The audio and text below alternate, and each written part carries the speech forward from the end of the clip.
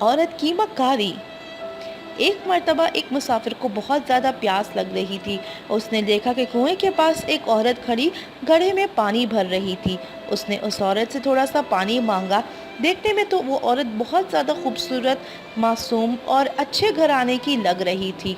اس مسافر نے اس سے سوال پوچھا کہ تم تو مجھے بہت اچھی لگ رہی ہو، یقیناً طور پہ تمہیں عورت کی مکاری کے بارے میں تو علم ہی نہیں ہوگا۔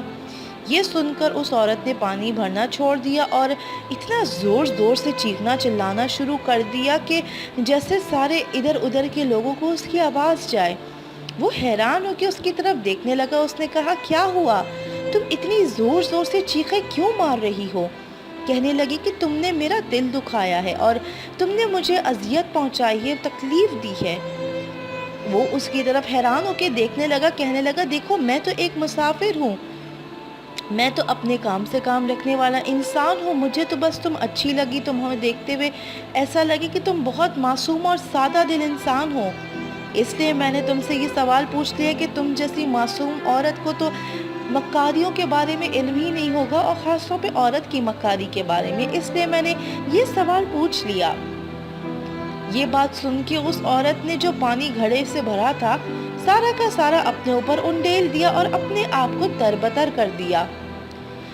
وہ شخص تو جیسے حیران اور پریشان ہی ہو گیا کہ یہ کیا ماجرا ہے۔ کہنے لگا، اب کیا ہو گیا؟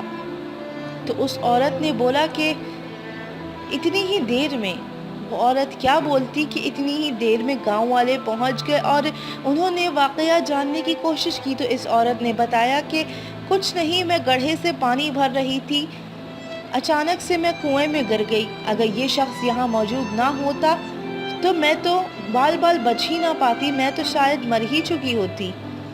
یہ بات سن کر گاؤں والوں نے اس لڑکے کا بہت شکریہ ادا کیا اور ساتھ ہی ساتھ اس کی ہمت کی بھی داد دی۔ وہ لڑکا تو جیسے حیران و پریشان اب تک کھڑا تھا۔ کچھ ہی دیر میں وہ لڑکی گاؤں والوں کے ہمراہ واپس اپنے گاؤں کی طرف مڑ گئی۔ جاتے جاتے اس نے اس عورت سے بولا کہ یہ تو بتا دو اپنی ان دو حرکتوں کی کیا وجہ ہے؟